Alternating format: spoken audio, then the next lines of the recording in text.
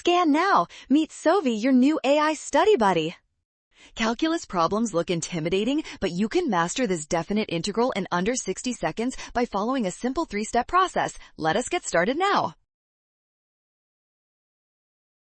Start by setting u equal to x squared. This makes the derivative du equal to 2x dx, so x dx becomes 1/2 du, simplifying our integrand quite significantly for the next step.